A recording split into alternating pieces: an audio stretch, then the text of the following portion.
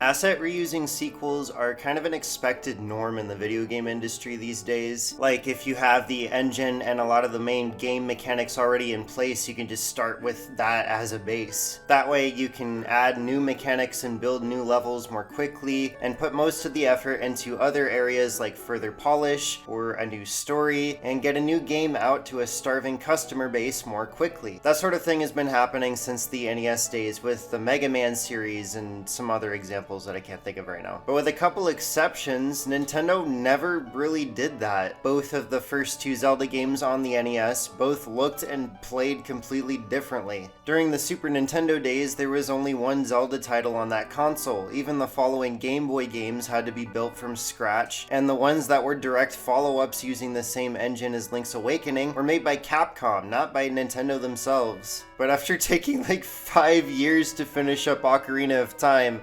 Nintendo did not want that effort to go to waste. So initially they started making a remix of the main dungeons for Ocarina of Time, which would sort of work as a back in the day equivalent of an expansion pack. The main dungeon designer, Eiji Aonuma, now well known as the main producer of the Zelda series, wasn't a huge fan of this direction though. He wanted to make a whole new game. So the team was given 1 year under his direction to churn out a brand new fully polished Zelda title. And that's what we're here to discuss today. The Legend of Zelda Majora's Mask. In his video comparing the N64 original and the 3DS remake, Nerol says that it feels like the team let the game take the shape that it wanted to, and I have to agree. That is for sure something we'll be exploring quite a bit today. But I want to make something clear right now. This one is super special. Is it my favorite one, as it is so many others' favorite? Well, now that I've explicitly stated my hook, it's time to expound upon my thoughts and answer the question by the time my conclusion rolls around, in this Majora's Mask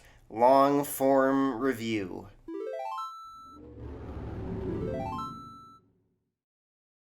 Quick note, again, relating to the Collector's edition of this game. When you select one of the games from the main menu, a short loading screen displays before the game is fully booted up. All of them are blank except for the Majora's Mask one, which has a warning saying the game may have audio issues on occasion, which is a result of ripping the game from its N64 state. Probably aka yanking the ROM off of the cartridge, I would guess. Now don't get me wrong, I believe them about porting their own game from a cartridge-based console off of a cartridge, but I don't think audio issues come as a result of that. I cannot think of a single time where the audio felt off or weird or wonky or anything. What does happen is that textures will flicker, the frame rate is garbage, and every so often the game will violently crash. And with a game like this where you can't save as often as you'd like, that means it's very easy to lose large amounts of progress all at once with no way to stop it. I just wanted everybody to know about this because it happened twice throughout my footage playthrough, and it's really inconvenient and demoralizing. And I wanted to make a point about how Nintendo has always been terrible at preserving their classic games. This isn't just a recent thing. This is incredibly unprofessional, and it's by far the worst part of this collector's disc. None of this will factor into my actual critique of the game, however. This is just a short discussion I wanted to have, especially because I booted up the game to start my footage playthrough, and the game crashed as soon as I went through this door in the first corridor. Oh god, this video's production is going to be just as exhausting as the last one's, isn't it? Why do I freaking do this to myself? Majora's Mask starts off with a far more hefty set of events than Ocarina of Time, whereas that game lets you get to grips with the controls while motivated by a pretty vague premise before laying out the bigger quest. Majora's Mask basically assumes there's no way you haven't played its predecessor and creates a new story from there. The actual quest is given a bit after the game starts, but Link being forced into action pretty much happens immediately, especially compared to Ocarina. That's an attitude this game displays a lot. At the very start of the game, we see Link already has Epona and his Kokiri sword and a Hylian shield, which he can fully carry this time, and Skull Kid steals the Ocarina of Time from him. It's pretty clear from not only these items being in Link's possession at all, but also from the opening text that this game takes place after Link went back to his childhood and tattled on Ganondorf. That opening crawl says that this made him a legend, and his experience as an adult warrior explains how he has all these legendary / super heavy items on him. It also explains why he's even out here, as he's looking for Navi, or at least it can be assumed that it's Navi. And also he's probably getting tired of being famous or experiencing imposter syndrome or something like that. That's how that statement's always felt to me anyway. Regardless, Skull Kid steals the Ocarina of Time and Epona from Link, and we get to play as Link, who controls pretty much identically to before for about 2 seconds before the Skull Kid uses the dark power of Majora's Mask to curse Link and transform him into a depressed-looking Deku Scrub. And after getting separated from her group by being an asshole, Tattle the Fairy joins up with you to catch up with Skull Kid. I feel like I should just take this as an opportunity to talk about Tattle before I forget about it later. Navi was a pretty unremarkable partner. She could be pretty intrusive at times, but for the most part she stayed out of the way and was just there. Tattle makes her presence known though. She's rude and irreverent, and her remarks always have some snark to them. I like her remarks throughout the game, and she does get redemption through maturity by the end, which is nice. Overall, she feels like an actual character instead of just a recolor of Navi. My only issue with her is that I think her ringing noise is more obtrusive when compared to Navi's little voice snippets. But again, these N64 Zelda games have obnoxious sound effects, so that's kind of to be expected. Anyways, after a brief section where you get to know the flower launching mechanic a bit and are reacquainted with L targeting and acclimate to Deku Link's movement, you meet the Happy Mask salesman, who tells you he'll switch you back to normal if you get your ocarina back. Good deal. The only catch is he leaves in 3 days, so you better hurry it up. It's time to get to grips with the 3-day cycle and explore the town outside this weird cavern. The first 3-day cycle sets up the concept of normal for Clocktown. If it's your first time experiencing this story, then obviously you're not expecting the world ending at the end of each 3 days. That anvil of a twist hasn't been dropped yet, so you're following the small list of objectives that get doled out to you to get a good sense of the town's layout and some of the more standout characters. It does a lot of things that the Kokiri Forest intro did. You're in a relatively small environment, blocked in by the soldiers since you don't have a weapon.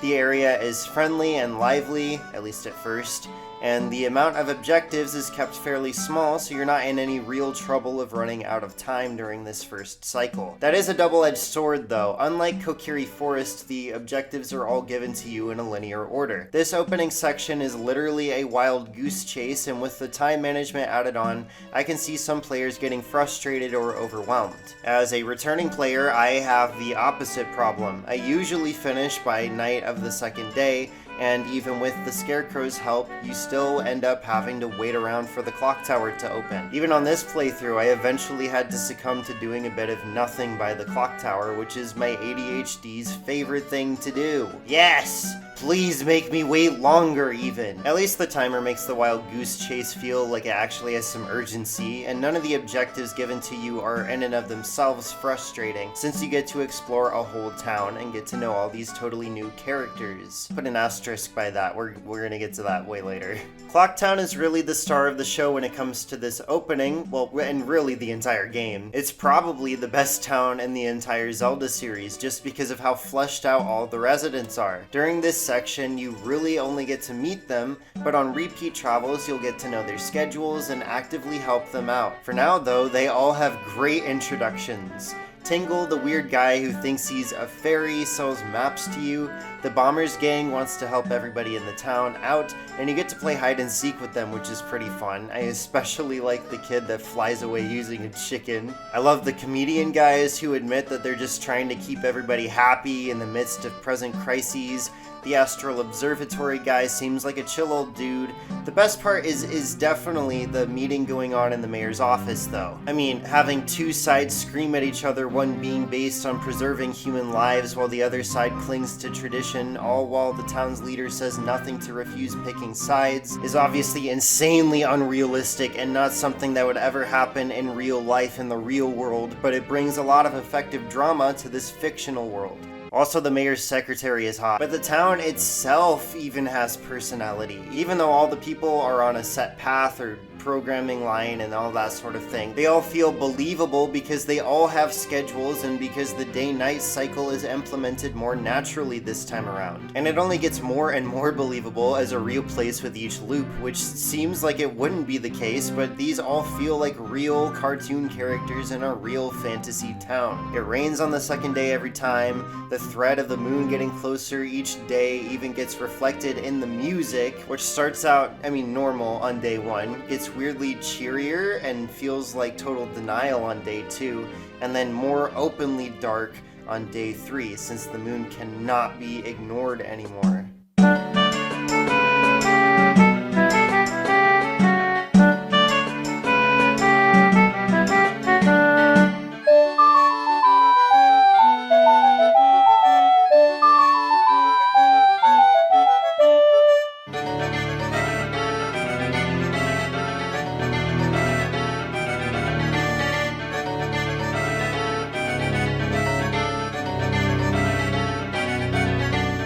You'll notice I've avoided using the word tutorial to describe anything about this part of the game. Aside from the part with the Deku flowers and some small reminders of which buttons to press, this opening section feels more like normal Zelda overworld exploration to me. It's not built to teach you anything, it's built for you to dive right in and figure things out for yourself. Just like with the story premise, it assumes you already know what you're doing, so it runs with that idea and asks way more of you than Ocarina of Time ever would have at this same point. This really is a Zelda mega fans game. I wouldn't recommend Majora's Mask at all for newbies to the series.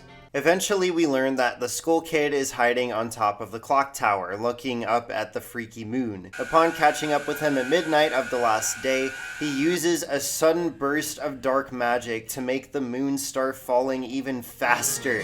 And upon getting the Ocarina of Time back, you warp back to the start of the first day using the Song of Time, a song that actually does something time-related in this adventure. The Happy Mask Salesman then teaches you the Song of Healing, turning Link back into a Hylian, and turning the Deku Scrub spirit into a magical mask. Then he flips out because you didn't get his mask back. See, the mask Skull Kid is wearing is called Majora's Mask, obviously. A mask known for having vast amounts of dark power, which we just saw in action. Also, Tattle's brother Tail said that Link should visit the swamp. Motion said that Link should visit the swamp, mountain, ocean, and canyon, in that order, in search of 4 somebodies so that we can bring them here. So I guess off we go to do normal Zelda stuff. Like I said, this game's premise is much heavier, both in terms of content and overall what the fuckness. Majora's Mask is often hailed as the darkest game in the series, and I honestly agree with that. The way that characters react to the world ending and the fact that Link gets locked into potentially watching the world end over and over and over again is woof. But again, we'll explore that later on. This is still a whole review, so let's focus on game stuff first. Link has new stuff up his sleeves, so there's that. We need to talk about the world and the quests in it, and then we'll dive into dungeons of all kinds. Then we can talk about the graphics, then we can talk about the music for like 20 years, and then and only then can we naturally segue into a discussion of the atmosphere. Let's go, Henry David Thoreau. There are only a few new items in this game, which is to be expected. We're essentially controlling the exact same character as last time. So the bow, elemental arrows, bombs, bomb chews, Deku things, bottles, hookshot, and the lens of truth all return, and basically function the exact same way that they did before. The elemental arrows make more of an impact this time though, because the game is actually made with them in mind. So you can actually use the ice arrows to do anything. Seriously though, the ice arrows have to be the best traditional item here. Freezing water and leaping across it is so satisfying to do. The real draw to Majora's Mask is the plethora of masks you can find across Termina. They all have unique designs that are visually distinct, especially Kamaro's mask and the stone mask. Glancing at the mask selection screen, you might get a little bit suspicious. Like, there's no way there's that many masks with unique abilities on top of all the regular items, right? Yes. Yes. Most of them are used to get unique interactions out of characters to progress side quests, although some of them technically do give you a new ability in the process. Either way, we're talking about side quests 2 timestamps from now. I like to call those kinds of masks one and doneers. The other kinds are actually useful while exploring. I like to call them evergreens, even though none of them are evergreen. Like the stone mask, which, unless I'm colorblind, is unmistakably gray. This baby makes you invisible to most enemies, making plenty of areas a breeze. There's also the bunny hood, which makes you run twice as fast, making most jumps a cinch and time management less of a hassle. And even though I don't use it when I don't have to, the blast mask is a helpful tool, especially because you can cheese it. You're supposed to activate it and take damage from the resulting explosion, but if you hold up your shield, you actually just get a free explosion. Exploits like that are rad. But for the most part, collecting the masks is more of a memento thing. There are a few exceptions, the big boys of masks, if you will. The transformation masks. I already talked about getting the Deku mask after completing the first 3-day cycle, so these are pretty self-explanatory, but still a lot of fun. You get 3 of these throughout the game's story: the Deku mask, the Goron mask, and the Zora mask. These were the 3 most prominent races in Ocarina of Time, so it's great they get to be represented like this, and a playable form that's honestly way more creative than having a party of playable characters. There's no way that Nintendo wouldn't have messed that up story-wise anyway. The Deku mask allows you to use all the Deku Scrub's abilities, skipping on water up to 5 times, shooting bubbles that are impossible to aim at far-off targets, doing a spinning dash attack, and shooting out of the flowers that are all over the place. These are extremely fun moves, plus or minus a bubble shot, and it's really a shame that the Deku Scrub form doesn't get a whole lot of use after the first quarter of the game is up. The Goron mask turns you into a Goron, obviously. You get super slow punches, a pound attack, immunity to lava, and you get to roll up and zoom around super fast. Frankly, this is my least favorite form. The punches are impossible to use without slapping a wall 85 million times, and the roll is too difficult to control to me. It's too heavy for a stick-jerking manic fool like myself. Plus, just look at this thing.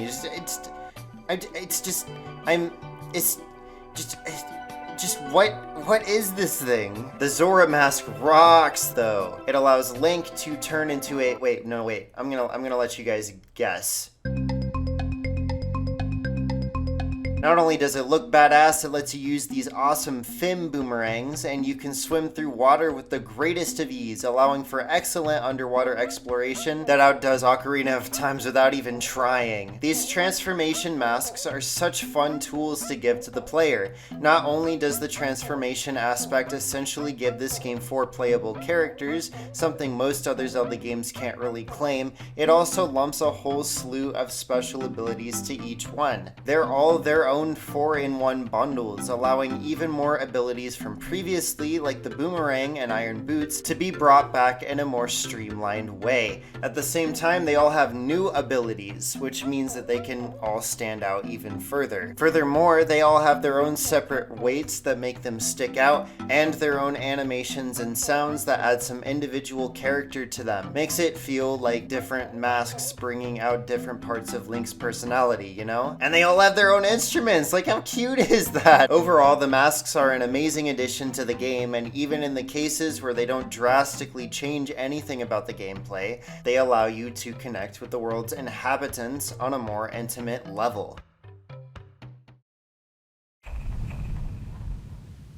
The world of Majora's Mask feels a lot more focused on the people rather than the geography of the world itself. Don't get me wrong, I don't have a problem with the geography at all in terms of how each area connects to the main field, but with most of the story being stuffed into the first 3-day cycle, each of the main areas are more episodic in nature, so I'll be discussing each of their individual plots and layouts in this section. First though, let's talk about the main hub real quick. Termina Field feels like the true vision for Hyrule Field. It has an even more circular layout, and the paths to each of the 4 major areas are simply in the 4 major cardinal directions, so without even having to wander too far, you get plenty of visual variety. There's very little fluff out in the field either. You can take like 2 steps and discover a whole host of secrets. If you argue that this place feels more like a video gamey hub, I'd honestly agree, but since I'm sitting down and playing a video game, I don't really mind that much. It's way more ergonomic and efficient, which makes it more enjoyable to traverse through the whole game, unlike Hyrule Field, whose excitement petered out after the first half. And honestly, as a place, Termina is kind of really freaking weird. Everything about this place is surreal, so much so that it's debated if this place is even a real place at all. If it's a kooky parallel world, or a manic mental manifestation of Link's. Either way, it kind of easily explains the weirdly simple geography. The only thing I don't like about this place is the music, because it uses a rendition of the main Legend of Zelda theme.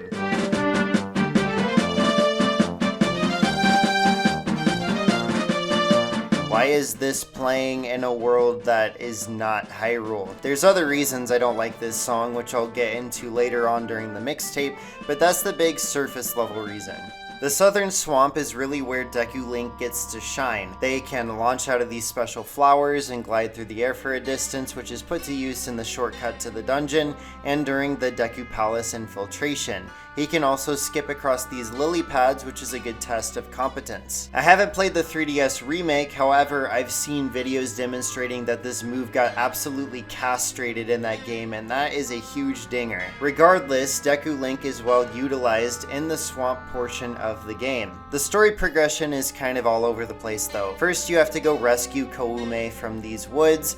Then some monkeys tell you that their brother is in the Deku Palace, so you get on a cruise ship and then you ride it over to the palace, and then you sneak through the palace to get some beans from Bean Boy, and then you fly over the palace, learn the Sonata of Awakening from Mr. Monkey, and that's his real name, you could look it up. Then you fly over to the temple. Like I said, it is quite literally all over the place. I really liked the boat cruise in the Deku Palace, but the only part that felt cohesive really was the Deku Palace. The rest definitely felt like plot points more than gameplay scenarios to me. Even if there's nothing awful about it, it just feels a bit too hard to keep up with for me. The Deku Palace itself rocks though. I can definitely feel some Metal Gear Solid parallels here, and gliding over the top and avoiding the snipers feels way more badass than it has any right to. There's a popular theory that Clock Town and each of the 4 main areas represent the 5 stages of grief. Clock Tower's carpenters obviously represent denial, and here the Deku King's rash decision making in the face of losing his daughter would represent anger. The next few areas being bargaining, depression, and acceptance in that order.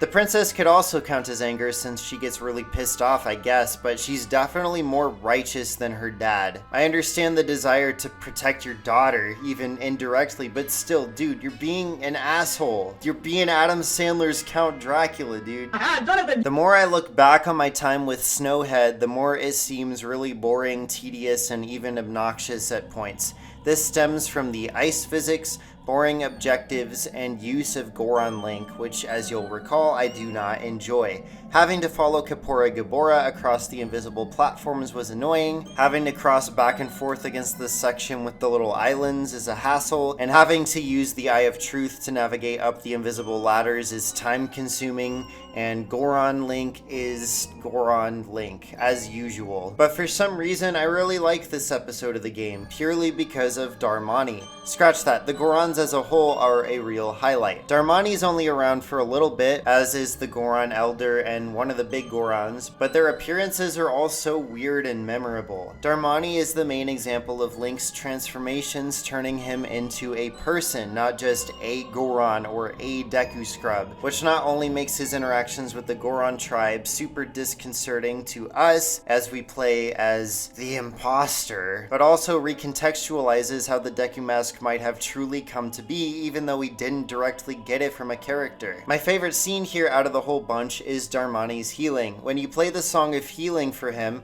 he weeps at the sight of his Goron brethren cheering him on. The flash of Link on screen followed by Darmani nodding and leaving behind the mask feels to me like he's accepted that even though his life came to an abrupt end, his legacy will be immortal among the Gorons, and he wants Link to carry it on. It's a very emotionally mature scene. The mini arc with the Goron's lullaby is obviously far less mature, but it is memorable because of how weird the father and son characters look. Plus, I really enjoyed the twist that the dad only remembers the first half of the song. I do have to wonder though why all the Gorons wouldn't have memorized that song and put the kid to sleep on their own, but honestly, whatever. And the appearance of the big Goron in front of Snowhead Temple is just so weird. Why is he sitting there? Why is he breathing wind? Why is he invisible? These are questions that never get answered, because when you put him to sleep using the Goron's lullaby, he passes out and just falls to his death. Aonuma, are you okay? Overall, this area has some excellent little set pieces, but I'd have to say I'm not a big fan of the tedious traversal it forces you on. But it's not a long area, especially compared to the swamp, so at least it has that going for it. Great Bait is very annoying. Most of this has to do with the hunt for the Zora eggs, which is very inconvenient from a gameplay and time perspective. However, the storyline of the area dealing with the sorrow of the Indigo Goes, which is a really good pun by the way, is really nice. Exploring Zora's Cape has lots of fun interactions, the highlights of which being the sick jam session you can have with one of the bandmates, and this total creep who runs down the hall and just won't stop when you find him peeping into Lulu's room. Lulu's story is very sad though. If I were able to lay eggs, I can imagine losing them would make me depressed enough to go totally silent as well. So hearing her finally burst into song is really sweet to hear, especially because that song was composed by her babies. The egg hunt itself just sucks though. I'll dig into the pirate fortress when we get there in like a million seconds, but figuring out the path to Pinnacle Rock and sorting out where all the eggs are there is not fun. At least all the cutscenes and the obtaining of the Zora swimming in and of itself is fun enough, but this area is more than a bit of a drag to me. Ikana Canyon really squishes a lot of the story content and gameplay content together. It's arguably the most dense collection of required content in the game. There's the graveyard where you have to fight Skull Kida to get the captain's hat, which is used to do some grave digging so you can learn the Song of Storms from Flat, one of the composer brothers for the ancient kingdom of Ikana, whoever that is. After that, it's off to the canyon itself, but actually before you can actually go there, you need to get the Garrow's mask from the Gorman brothers by racing them at their little place. This track is a lot more fleshed out than the impromptu race from Ocarina of Time and is a good deal more challenging. I found it to be more than a little overwhelming because of how aggressive the brothers can be, which makes the race tense from start to finish. Not a bad challenge, although I'm not crazy about riding Epona, so I wouldn't call it great. Okay, so now after that, it's off to the canyon itself, and it is full of freaking dead people, ghosts of composers, floating skulls, and literal zombies walking around. Playing the Song of Storms to help calm down Sharp, the other composer brother not only heals his soul, but also gets the river flowing back through the canyon. This gets the music box house to start blaring an overly cheery tune, which causes all the Gibdos in the area to flip out and retreat underground. Their jerky movements are freaky as hell, and when paired up with the perky song, it's just perfectly chilling. But why do all this anyway? Why is there even a huge goofy looking music box house here? Well, once all the Gibdos are gone, a little girl named Pamela will eventually come out, and if you sneak inside the house, you'll soon discover her dad bursting out of the cabinet downstairs, halfway done turning into a Gibdo from getting cursed during his research of the dead. You can use the Song of Healing to turn him back into a human no problem, allowing the father and daughter to finally safely reunite.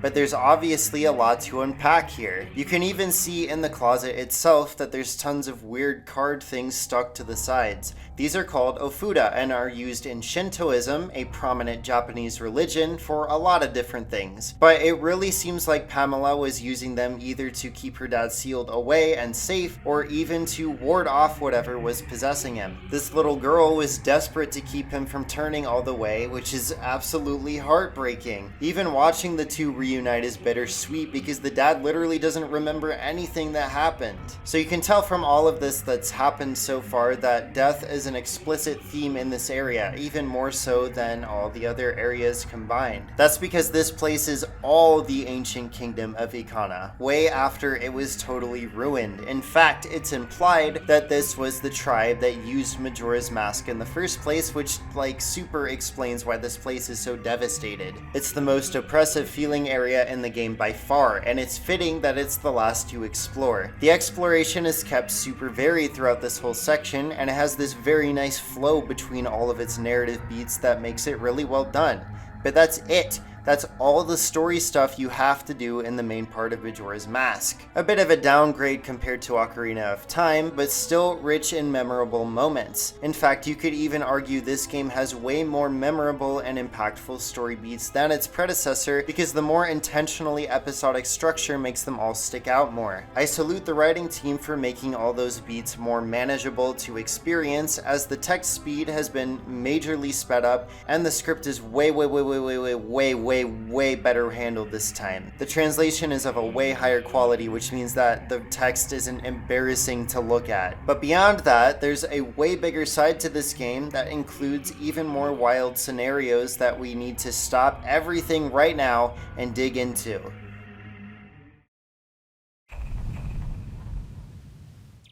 Since there's only so much linear progression, side quests have ended up taking on a far more important role in this game. That might feel weird. If they only had a year to make a big huge Zelda game, why would they add a ton of in-depth optional content? Well, the truth is most of the side quests are literally just conversations. There is more ambitious stuff like the race with the Deku Butler, all the Romani Ranch stuff, the horse races, the Goron races, etc. But you can easily see how those are small little moments, so it took a lot less optimization time. They'd realistically most likely only be using level creation and AI pathing resources, you know? And since they all use skills that the player would already be familiar with, that made them easier to build, and therefore they are easier to play. Let's get specific though. The Romani Ranch quests are among some of my favorite quests in all of Zeldadom. First of all, having two separate characters that reuse Malin's child and adult designs from Ocarina of Time is strange, but makes a lot of sense. Cremia and Romani are both likable in their own ways. A boisterous younger sister who's actually right about her conspiracy theory is paired up with a responsible and more skeptical older sister. Also, you're literally fighting aliens in this quest. Now, I know what you're probably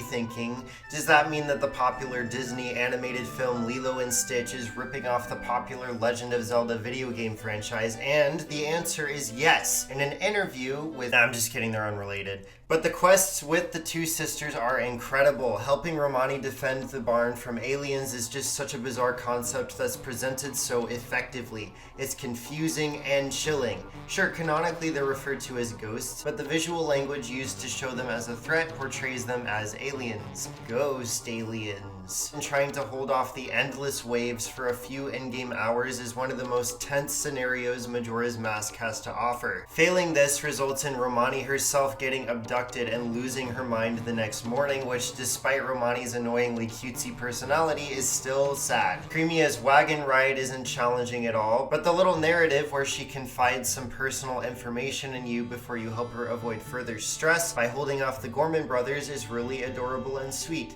And you can tell these quests were really important to the developers because Romani teaches you Epona's song and teaches you horse riding, which is required to reach the Great Bay. They really wanted you to have a solid chance to do these ones. Another larger, in quotes, quest involves a streamlined trading quest. The trading quest has you collecting deeds for Deku flowers in each of the 4 main regions. You start in Clocktown, giving the first business scrub a moon's tear for his deed, so you're actually aware of how this quest starts as soon as the start of the game. Once you realize that you can trade the clock tower deed forward, you can go to other business scrubs in the swamp, mountains, Zora Hall, and the canyon.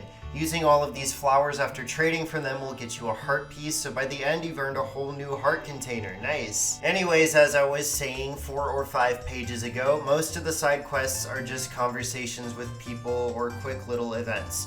Be there at the right place at the right time, usually wearing the right mask, and you'll unlock something smaller you can do or get rewarded outright. Like you get the Bremen mask from this guy who shows up in Clocktown at night. He tells you the story of how he used to be in a whimsical troop of animals before he got jealous of the dog who was using the Bremen mask, which he then gives to you. You can take that over to Romani Ranch and play a marching tune to help the chicks in the area mature, which helps this teen's depression out a little bit as he wanted to see the cuckoos all grown up before the moon crashes. There's also the dancer ghost named Kamaro, who regrets that he wasn't able to share his dance with the world. You need to take his mask so you can, and I quote, turn it into a popular dance craze. That line alone makes this dude stay in your head for the entire game. You can then go to West Clocktown and teach these struggling performers the dance, at which point they say that you're their master. Which I know, it sounds... No, I'm not gonna waste my time justifying that. Let's move on. There's also this invisible soldier boy in the Ikana Canyon. He feels so self-conscious because of his injuries to the point that he's made himself invisible. If you bring him a potion to heal him, he gains the confidence to be seen again. So he'll give you the stone mask, which you can use to make yourself invisible. Not only is that a great optional reward for players going out of their way for this guy, but it also helps make an otherwise egregious stealth section more tolerable. So despite the fact that all of those are relatively simple moments, and most of them ask very little from the player, they're still genius. I mean, I just got carried away talking about how out there all of the characters are and how you get to help them out. Majora's Mask excels with quirky characters, just like Ocarina of Time and other previous games in the series, but they have this extra factor here that other games just didn't have. Not that they needed it to be a success, but for the kind of wackiness Majora's Mask is trying to accomplish, these characters truly add to the experience tenfold. The only quest line that I really hated was the Goron Racing, which leads to the bottle of gold dust and the forging of the more powerful gilded sword. Walking the powder keg over to the boulder to open up the racetrack is pretty tedious, however, at least each attempt can only last a couple minutes at most since you're racing against the ticking of the powder keg. Plus, doing this task allows you to have powder kegs in your inventory, which is a great convenience to have when you're trying to do the Romani Ranch quests. What the Goron Racing is... Okay, it's hard to put into words. Let me just pull up the live cam. Dude, am I freaking Adam Sandler's Count Dracula right now? Because what the fuck? Then afterwards, the Gilded Sword quest is made up of just waiting. This is a problem that plenty of quests have in this game because you can only fast forward to 6 a.m. or 6 p.m. on any given day. So for quests that get started at very specific times, like the Ranch Defense, which starts at 2:30 a.m., you have to wait for 8 endgame hours before it gets started. At least with the Gilded Sword quest, you can just go to the next day to get each of the sword upgrades, but still, quests that are just waiting suck butt. As I said though, most of the quests are great and worthwhile inclusions. You get to know everybody in the world, and you feel intimate with Termina by the end in a way that you really don't with most other games, even some other Zelda games. But none of these quests compare to what is objectively the most in-depth, challenging, and heart-wrenching side quest in the game. The Anju and Cafe quest is this game's most famous sequence, I would say. The basic premise is that Anju, the main hotel maid in Clocktown, hasn't seen her fiancé in a month, so by doing some digging, you slowly figure out where he is and help the two of them to reunite. But here's the kicker. This is the only quest in the entirety of the game that has a specific checklist of events that lasts from near the start of the first day and then ends while the moon is close to crashing on the third day. Even without slowing down time, none of your deadlines are hard to make, but if you miss a single one, you will have to start over. So this quest does require you to sit down and plan out some moves beforehand. Knowing what you're doing going into this quest will mean that there are points where you're doing a butt ton of waiting, like waiting for Anju to meet you in the kitchen and waiting for Cafe to come get his mail, but most of the time that isn't an issue because there's plenty of optional events you can wait smaller amounts of time to view, which really flesh out these characters further. You can eavesdrop on Anju arguing with her mom about not evacuating to wait for Cafe, and you can see the thief Seikon try to pawn off his stolen bomb bags at the curiosity shop if you know where to be at the right times. Everybody talks about the conclusion to this quest. Well, I mean, how could we not? But something I find very surprising is that nobody ever really highlights that you really get to see how Clocktown functions through this quest. A lot of the other ones do this by showing that characters all have their own individual things going on, which makes Clocktown feel more well-realized and bustling than it would otherwise. But the Anju and Cafe quest shows that a lot of people's schedules, needs, and wants overlap. You actually kick off the quest by talking to Cafe's mom, who wants a professional person finder to find her missing son, not by talking to Anju or Cafe. You get the two to deliver letters to each other via the overly dutiful postman who makes his rounds every day starting at 9 a.m. And the main antagonist of this quest is Seikon, the thief of Cafe's wedding mask, who you also encounter in another side quest by stopping him from robbing this old lady. That one needs to be done on a different 3-day cycle though, otherwise he won't come to the curiosity shop with the bomb bags. And that means that Cafe won't see him through the peephole in his room and know to follow Seikon to his hideout in Akana Canyon. The hideout itself is a nice little action-packed burst before the real conclusion. I like how switching between Link and Cafe makes things more tense by giving them both totally different things to do. Link handling combat while Cafe does some puzzles, while also trying to keep up with the mask on the conveyor belt. This is also the only time the game has a true second playable character, and it does so in an unobtrusive way. After regaining the sun mask, Cafe rushes back to Clocktown to be reunited with his lover. You can warp back easily with the Song of Soaring, but he won't get back to the room in the hotel until there's only a few minutes left to spare. The couple unites their sun and moon masks, and they get to be together for a few minutes left before the moon crashes and kills them, and they're happy with that. They've worked so hard to be back together and make their marriage official that this small moment they can share under the pressure of death is all they need in the world. And all you can do at this point is take their couple's mask as a souvenir that neither character will even acknowledge after you reset. They're back to suffering again. Damn. All of these side quests offer a kind of world exploration that's very different from most other Zelda games, and while a lot of Majora's Mask's main areas slip up a little bit with overly linear or frustrating or confusing area design, these side quests tie everything together and make it feel a lot more smooth than it probably would have otherwise. But is there anything that this game has to offer that is even better than these amazing optional quests?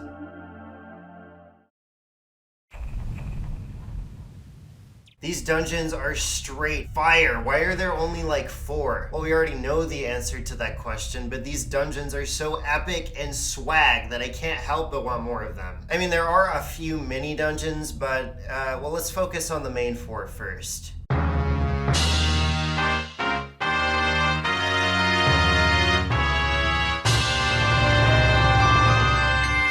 Despite being the most unremarkable, this one's still plenty of fun. Why do I say it's unremarkable? Well, it's only got 2 floors and it's overall incredibly straightforward. I took some detours to try and get some of the stray fairies, and I was still able to beat this dungeon in a comfortable 40 minutes or so. That being said, this one is clearly designed to be a simple-ish first dungeon. It's still fairly difficult by first dungeon standards, but compared to the rest of the game, it's pretty chill. And the main reason for that is the puzzles. Probably the most complicated one in this dungeon is this trick arrow shot you have to do towards the end. The aiming has been massively improved, so it's not awful, even if it is still wicked finicky and made this one stray fairy a Vernian nightmare. And the navigation is solid enough, making great use of Deku Link's skipping and launching to make everything engaging on a room-to-room basis. Plus, everything connects together satisfyingly by the end, so even if it's a bit basic, it's really enjoyable. The atmosphere really makes this one stick out though. I mean, that's something I'll be saying for all these dungeons, but the poison water's vibrant purples contrast with the bright orange flames everywhere to make a very unsettling area, along with the music which uses these weird chants and shrieks to tie it all together. The bosses here are all okay too. A big change in Majora's Mask compared to other Zelda games is that there are 2 dedicated mini-bosses in each dungeon. One guards the item, and the other guards the boss room key. In this dungeon, you fight a Donalfos, which feels way more aggressive and fast-paced than the Lizalfos from last time, and it's fine. It can kick your ass, but it's over in a few seconds. I like the second mini-boss a lot more. He jumps on a turtle and flies around the room, and you have to launch out of a Deku flower to knock him off. When he climbs up on the ceiling, you have to switch over to Hylian Link and shoot him down with your arrows. Quickly switching between the 2 forms at your disposal makes this one a ton of fun. The final boss of the dungeon, Odalwa, rocks because he's literally just a crazy fight. He starts summoning all sorts of enemies into the arena with his chants, and you just gotta get in there and slash at him before you get overwhelmed. Fast-paced, fun, and different from a lot of other Zelda bosses. So, despite how simple Woodfall Temple is, it's still cool. A good start is often a sign of things to come. So, let's check out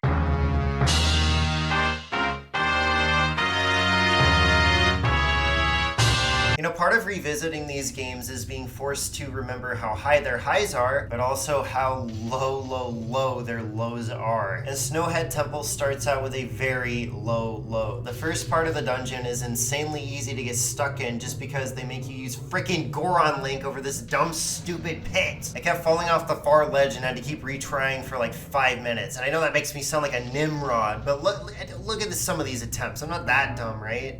Rest assured, it's all uphill after that though. The room-specific puzzles aren't anything special to me, but navigating this place is a real treat. Introduced about halfway through is this huge pillar with punchable segments. You have to figure out how to get to those segments and then which order to punch them in so you have a path to follow over to the boss floor. Now, what makes something like this a good puzzle? Well, if you ask me, it's definitely because while I was trying to figure out the segment order, in my head I came up with the memorizing device 1-1 2-1-2-2-1-2, and I know that makes no sense without context, or it probably won't make any sense to anybody else in general, but the fact that this puzzle got my brain pumping enough to create a jumble of numbers that got me to my end goal really shows how excellent Majora's Mask is specifically at creating effective central mechanics for the dungeons. Like I said, none of the side rooms are really that complicated or interesting, but the pillar really brings the whole thing together and creates what is overall another genius dungeon, even if you have to deal with this ice-cold asshole twice. The mid-bosses are both just this dork that jumps between portals. In the first half of his fights, it's just one of him, and then he makes illusion clones to try and confuse you. All you have to do is snipe him like 6 times and that's it. He's not very punishing damage-wise either, so he doesn't even leave much of an impression. It's kind of embarrassing they brought him back in Stone Tower Temple. The boss is awesome though. Any Zelda fan will tell you about how amazing Goat is. Well, other than the stupid name they have. Goat, what is that? It's just what it is. They'll all tell you how great the concept is and how it shakes things up from the typical Zelda boss encounter. You roll after him as he charges around the room, trying to dodge obstacles so you can catch up and ram into him a bunch of times. But something I never really hear people talk about is how perfectly tuned the difficulty of this fight is. First of all, the room is set up to make Goron Link tolerable. There's no way to fall out of the arena. You can only bump into the walls or get stuck on the hills, which is fine because even if you have to start your roll over again, it's not like losing the roll or getting too into it can ruin your chances at winning. Second, the magic jars continually respawn, meaning you're in this fight until the very end because the only resource you really have to manage is your health instead of health and magic. And third, the fight only gets more chaotic the closer you get to beating them. The more hits you land on Goat, the more obstacles get involved and the more frequently they get put in your path. Goat can shoot freaking lasers at you, kick up rocks, toss bombs and stalagmites or tights or whatever, they fall from the ceiling too. It's a desperate fight to the finish that's so on your side with the magic and room layout that it can get as crazy and hard as it wants without feeling unfair. Ooh, it's so good! This whole dungeon is so good, and we're halfway done with the main set too. Nice average.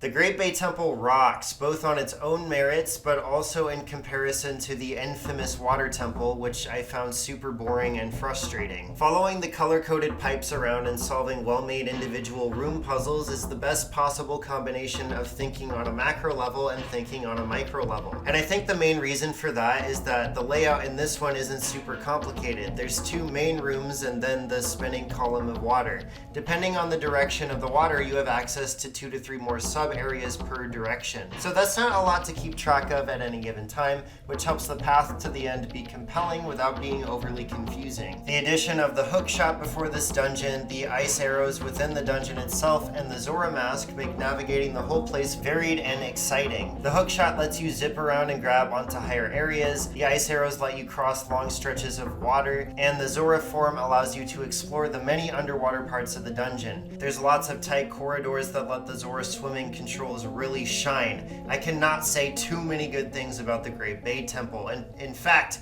here is a graph that shows my enjoyment over time. Wait, oh shit, I blacked that part out, I guess. Well, as you can see, there's a bit of a massive dip towards the end, a bit of a sour spot, and its name is Gjorg, the gargantuan masked fish. Not only does it somehow have a stupider name than goat, but Gjorg is also probably one of the worst bosses that I have ever fought against in any video game ever. It uses cheap tactics to screw with you the entire fight, and the only reliable methods to fighting it are by hitting it back using the cheapest methods possible. It took me 7 tries to beat this freak, because he would keep snarfing me down right after I got a single hit on him. It was a mind-numbing experience that had me angry, okay? I don't get angry at video games. If I really enjoy something, then I'm not gonna let it ruin my day with anger. I said something similar in my Pikmin 2 video, but I think a big difference is that most of the frustrating content in that game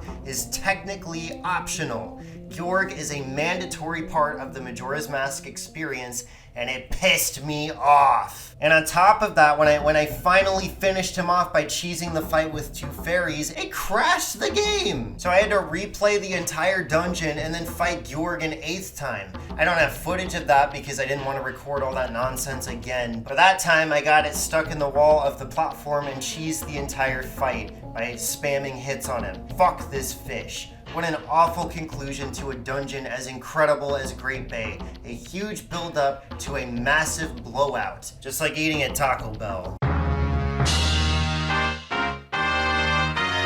Stone Tower Temple absolutely nails the atmosphere. The visuals and music all scream that this is a deserted place. There's also plenty of visual variety since there's lots of creative new enemy types and multiple rooms that are lit up with lava. There's also a lot of different creative uses for traversal using the transformation masks. The previous dungeons had all focused on one of them at a time to sort of cap off those chapters thematically, but this one goes all out with the Goron's immunity to lava, the Zora swimming, and the Deku Scrub's flying ability. Jesus, you could really tell I blew my throat out with that Gjorg section, huh? Oh, give me a sec, I gotta drink some water. Hydrate or dihydrate, guys. Both of the actual mini-bosses in this dungeon are scary looking and have some excellent fast-paced fights. Lots of excellent elements experienced here. But let's now take a moment to enter the hot take zone, because there's also a lot of things to really despise about this place. First of all, I'd argue it's pretty linear. The only real out-of-the-box item searching you need to do is getting this hand to toss you up on the ledge for a small key. Otherwise, both halves of the dungeon are circular jaunts that take you right back around to the entrance. I did say I liked the variety of traversal, so that part is still a plus, meaning that this is the least of this dungeon's sins. A bigger problem is the overuse of the Elegy of Emptiness, which to be fair isn't Stone Tower Temple's fault, it's more the climb up to the temple's fault. But regardless, this is a really cool ability that takes forever to activate, and you don't really feel that time until they make you do it every 30 seconds or whatever. It's like doing some shots, right? You don't really feel it it until it hits all at once. Gives you a headache. The other major problem I have is with how much this dungeon spams the most annoying enemies all over the place. Both rotations of the dungeon get capped off with a face-off with these robot guys, and they are the worst. Tattle will tell you to pay attention to the subtle changes in its eye. Oh yeah, super subtle, performance of the year. And a total magic and arrow hog too. Freaking hate these goobers. In addition, the pose, exploding balls, flippy robots, dragonflies, and bubbles are all put in super cramped spaces where there's an almost zero chance you won't get slapped all over the place. At points it gets really obnoxious, especially because you're constantly whittling down your arrow supply to deal with most of these pests. It's insanely brain draining too. The boss fight with Twin Mold is just as much of a magic guzzler since you're required to use the Giant's Mask to get bigger and swing your sword at them. It's a cute idea, but everything about this fight is just unpleasant. The slow movement, the chugging frame rate that actually took me out of it for once, the magic consumption, the desperate runs to get magic jars once you shrink down,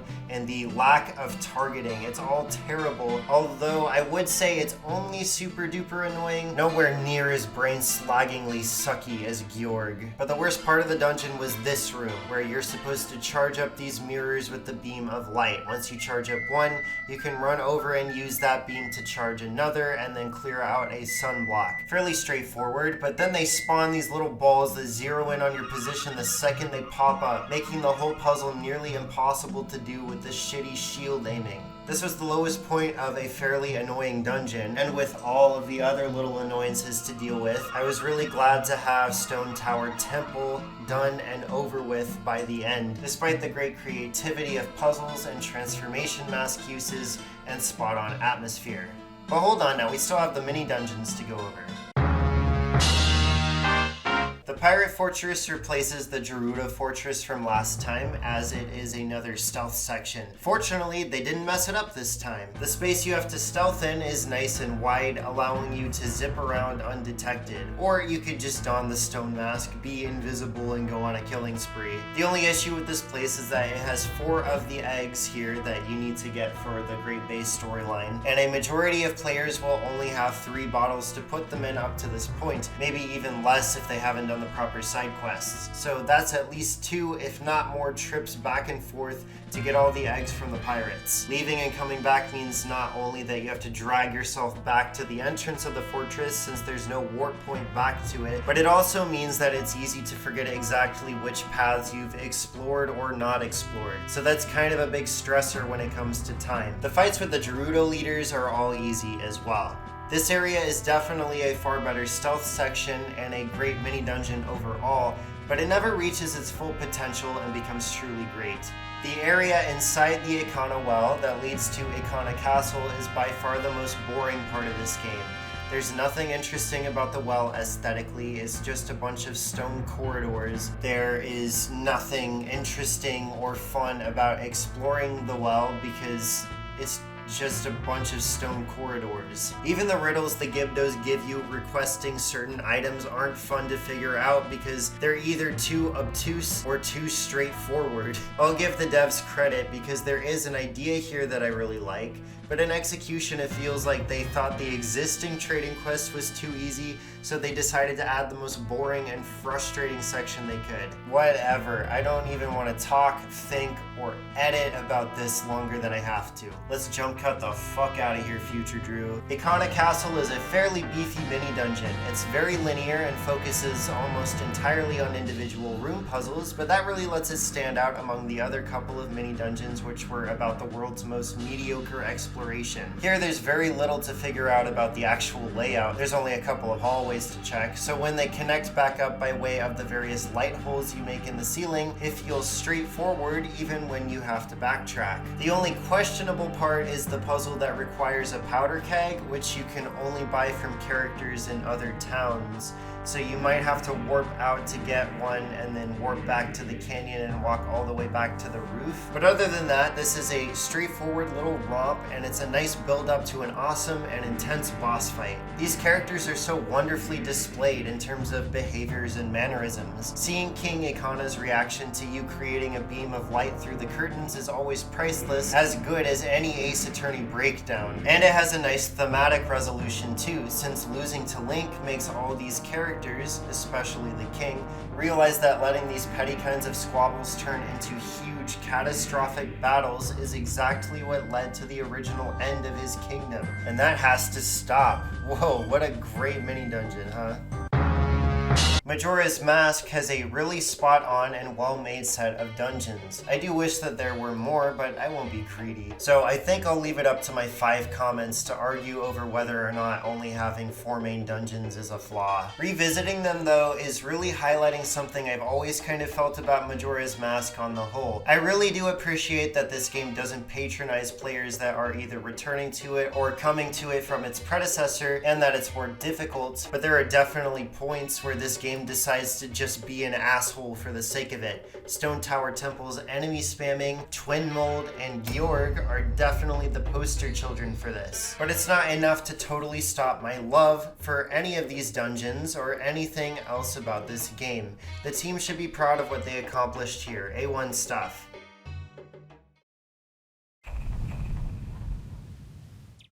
This game obviously doesn't look much better than Ocarina of Time, but it does have plenty of small design enhancements across several character models, items, and textures. The most significant character model adjustments I noticed are on Link and the Romani Ranch sisters. Their eyes have these weird lines under them now that I'm kind of mixed on, but I don't care that much about critiquing video games. Link's model has a lot of pretty good overhauls, including a majority of textures and some shapes being adjusted. Pretty much the only thing I don't like about this new model is the nose placement. It looks so conspicuous. I guess that's just how puberty started affecting this kid, and you know what? I've been there too. The hookshot has a nifty redesign that's very in line with this game's new art direction. The most heavily redesigned item's gotta be the mirror shield though. It has this face on it that's really haunting, and I am so here for some random creepy shit in my Zelda games. The gold border on the mirror shield is also a very nice aesthetic touch. This game's approach to color is more saturated. Ocarina of Time had very colorful environments to be sure, but they felt a lot more visually grounded due to a subdued and earthy palette.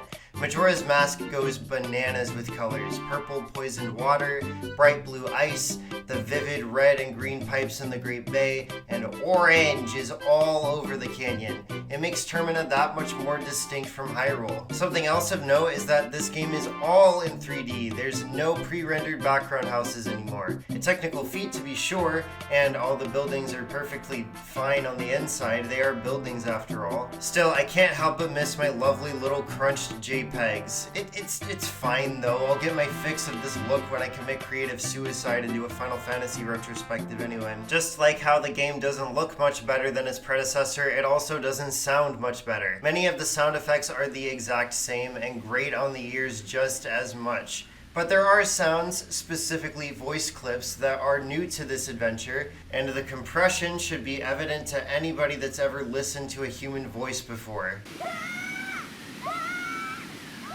It's especially apparent because the reused voice clips from Ocarina of Time are still here and sound perfectly fine, so I'm more confused than anything listening to these. Hopefully, with the jump to CD quality audio in The Wind Waker, we can escape the terrible pits of these games' sound design. As with last time though, the music is excellent. Part of that is due to the fact that plenty of tracks are straight up reused due to time constraints, and they already sounded great because, as a quick refresher, Ocarina of Time has one of my favorite soundtracks of all time. So hearing the Song of Storms, Lon Lon Ranch, the Goron Village, Zora's Domain, the Lost Woods, and Kotaki and Koime, again, is a very welcome sensation of sounds. But the original stuff is all excellent. As for the enemy theme, I do like it a lot better because in-your-face, unsettling stuff fits this game's overbearing vibe, but it does start to get tiresome by the end of the game.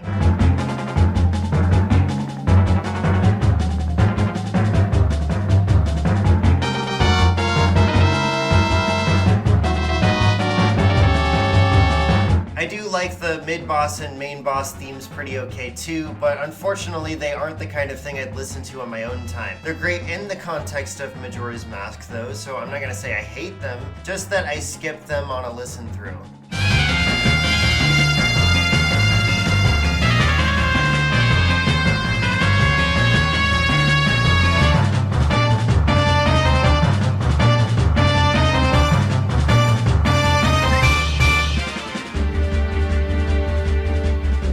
The character-centric themes are all fantastic in this game. School Kid's theme is creepy and sends a chill up your spine listening to the fast strums in it, immediately setting him up as the main threat of the game. The theme of the town meeting has this stressful back and forth that fits the argument going on really well. This scene famously gave composer Koji Kondo the inspiration to score the game like a Chinese opera, which really comes through in this scene and School Kid's theme. The theme for Tattle and Tail, the fairy siblings, is in contrast to both of these because when it plays, it's one of the few genuinely happy moments in this whole game. The Giant's theme is one of the most interesting songs in the game to me, conveying the majesty of a set of guardian deities while also adding on a curious aura of sorrow.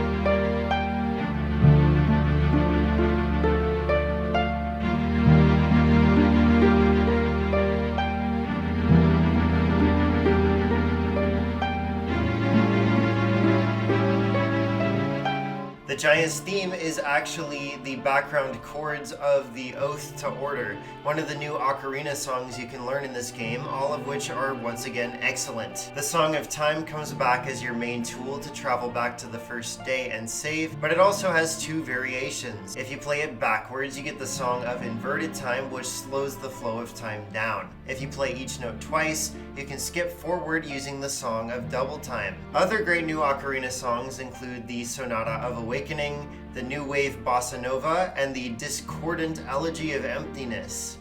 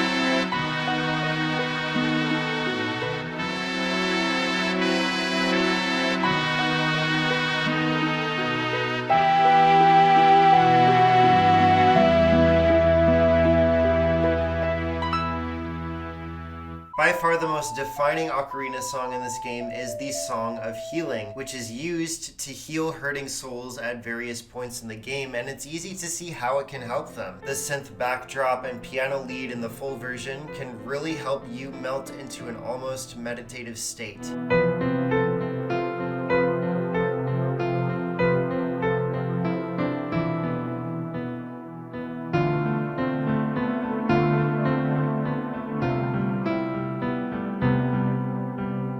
The main area themes all share a leitmotif. The instrumentation just changes for each area. All of them have the same vibe. This entire place is in pain and it needs help.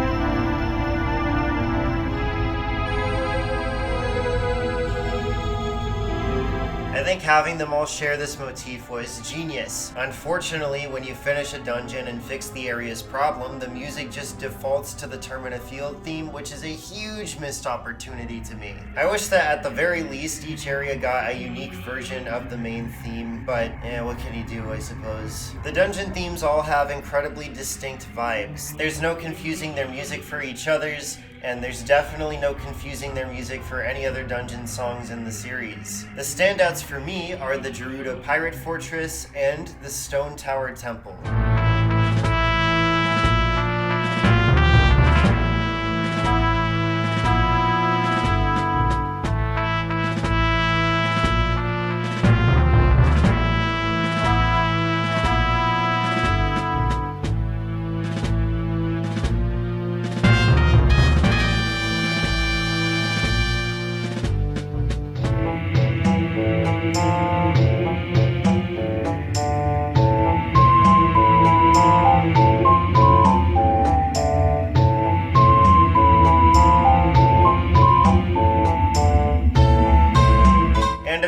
We have miscellaneous little songs that I just really enjoy. The Boat Cruise is such a bizarre inclusion, but every time I hear this song, I cannot get it out of my head. It's just such a fun jam. Mikau's pre-death strums are awesome as heck. The Milk Bar and Astral Observatory have very nice vibes to them, with a bit of bittersweetness to underscore them both.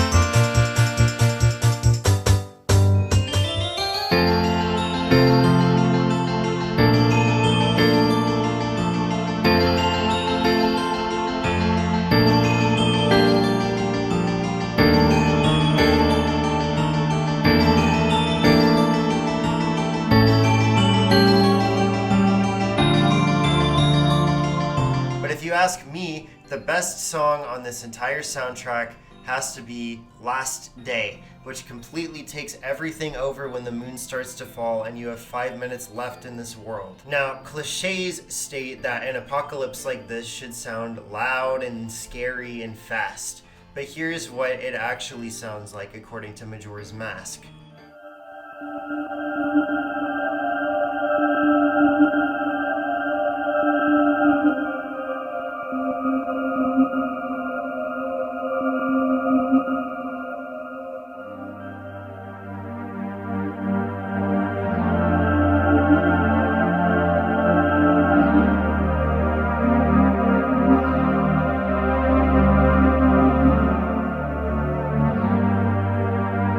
It's like you can feel the pain of everyone in the world, and even the pain of all your heroic efforts going to waste. This song literally feels like a depressive mental breakdown, and as a piece of music made to supplement a greater artistic work, it works perfectly and even steals the show a little bit. Now is probably the best time to just talk about what everybody calls this game's atmosphere. That's a pretty weird word when you think about it, because other than the massive fumes coming out of my Wii from trying to run this thing, it produces no other air particles. But in an artistic sense, I think atmosphere is used to mean a game's tone in terms of how it can reach you when you're immersed in its world. I've always felt that Majora's Mask has a lot in common with Earthbound in terms of atmosphere. They both have quirky characters in a world that's low-key desolate and full of some effed up imagery and situations. Obviously, the main difference is that Earthbound wants to be a comedic road trip adventure, while Majora's Mask is more just sad. Almost all the characters in this game are dealing with stressful and awful situations, and the ones that aren't are probably already dead or in physical pain.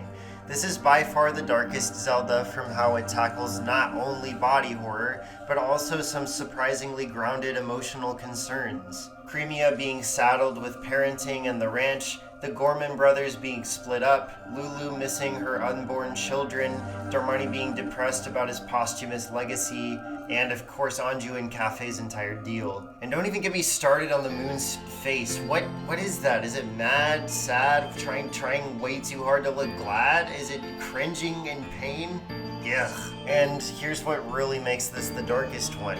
Every dungeon you beat, side quest you finish, and day is saved jingle you hear brings you closer to beating the game and to saving the world, technically, but sooner than later you'll have to reset back to the start of day one, undoing the actual progress you made in helping. You may have unpoisoned the swamp and exorcised the dead before the moon crashed, but you have to go back. The mountains are frozen over and the ocean is murky again. Everybody is in pain all over again, just like before you got there. And all you can do is all these tiny things and hope that eventually you can stop the crash. This game is nothing less than 1000% inspired in that way, and it creates a denser sense of dread than any other Zelda game has managed to since. And trust me, I will elaborate on that in a couple videos. This part isn't scripted, but it is something I feel like I should mention. The backside of this atmosphere is that it makes it really difficult to sit down and think about Majora's Mask, especially when you're already dealing with a really whack depressive episode like I've been dealing with recently. So it seems like exactly what makes Majora's Mask special can also have a bit of an adverse effect if you're not in the right headspace to play it beforehand. A Zelda game with a tone like no other one leaves an impression like no other one, I guess.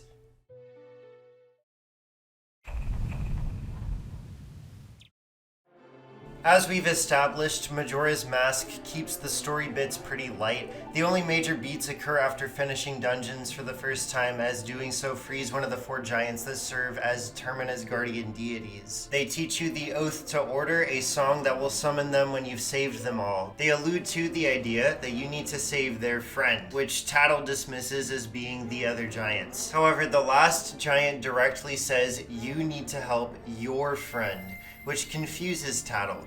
All that's left to do at this point is re-enter the clock tower on the final night and call the giants. Their cry is enough to knock Skull Kid out, and their strength is enough to hold the moon up and stop its descent just in time. The world is saved, Tattle and Tail get to be reunited, and Skull Kid is about to get his just desserts since he's been a massive prick to pretty much everybody in the world. But it turns out his loneliness simply made him vulnerable to possession by Majora's Mask, which is alive. It ditches Skull Kid as a puppet and possesses the moon to finish the job, but Link is more than ready to finish what he came up here to do, and although she's reluctant, Tattle listens to her brother and decides to accompany Link as well. It's a nice little character moment. It's time to enter the great unknown. The inside of the moon could be literally anything, and it's a giant grassy meadow. There's no music or even any signs of danger, really. It's just a peaceful meadow. It's already off-putting, but then you meet the kids. There's these kids wearing masks of all the bosses' faces, which is freaky enough, but if you look at what's behind them, they kind of resemble features of the Happy Mask Salesman.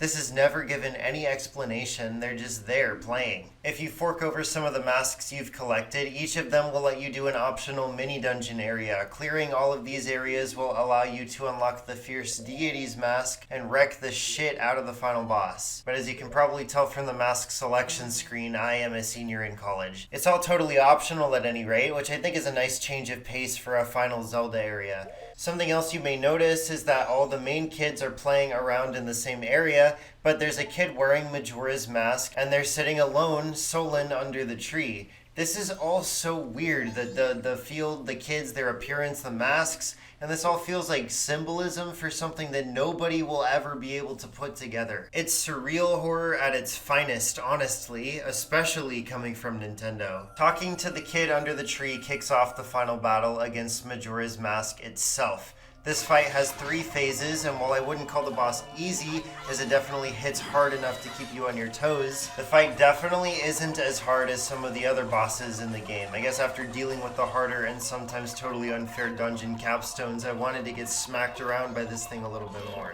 Please do not take that out of context. At any rate, the sheer amount of body horror packed into this thing makes it a fantastic capstone to this freaky game. The boss has 3 phases. Majora's Mask, where you have to knock it out of the air, Majora's Incarnation, which speeds around the room while doing sick dance moves and making chicken noises, I guess. And then Majora's Wrath, which gets super bulky, has massive whip arms that can reach across the whole arena. It makes weird feminine moans whenever you strike it. Each phase has its own song that builds on the chaos, surrealty, and fear that keeps growing the further you get into the fight. It's really great leitmotif work on Koji Kondo's part.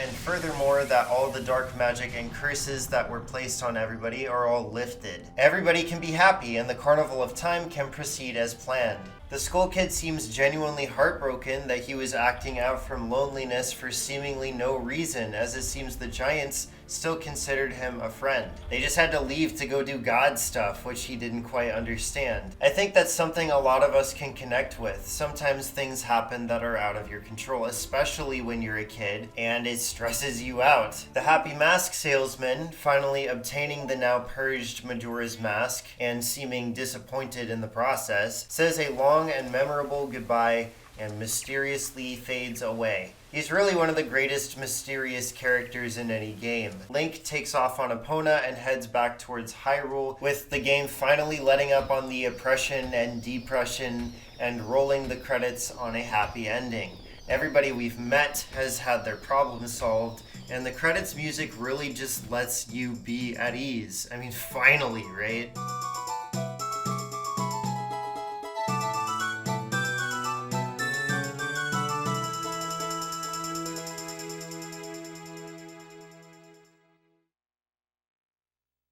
The Legend of Zelda Majora's Mask is definitely a very unorthodox follow-up to Ocarina of Time in a number of ways. The ethos for making it seemed to be doing what was done before and then running in a very different direction with it. While there's a lot of reused assets and gameplay and controls, etc., the 3-day cycle and the transformation masks, as well as the incredibly distinct dark tone of the game, make it more its own thing. It's very easy for me to talk about these two games as two parts of a whole, because of their connected history that I'm way too well versed in. But honestly, if you say Majora's Mask, I don't think of it as Ocarina of Time 2, or as the second N64 Zelda game. I think of it as its own thing. Since the two games have that shared history, I think it's only natural that there's some debate over which one is better. Personally, due to the overall lower difficulty, better overworld design, and less absolute BS, I prefer Ocarina of Time as a complete experience. I'm so in love with the big sprawling land presented there, at least as an idea, and its take on time travel really leaves a narrative impact that the 3-day cycle doesn't as much to me. That being said, I can absolutely admit when a game hits a genius emotional tone, and Majora's Mask creates a far more well-realized, lived-in, and interpersonal world, rather than one that feels more exciting than it actually is to explore. Termina and its residents make this game, and following all of their schedules and helping them out before resetting it every time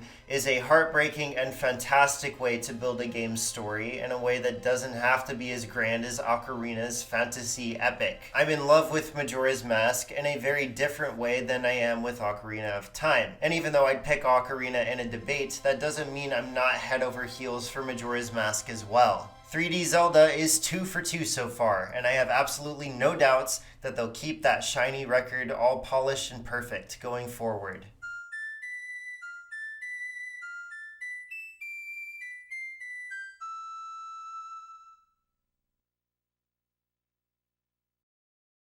God damn it, I'm so proud of myself. This video took forever for a ton of reasons.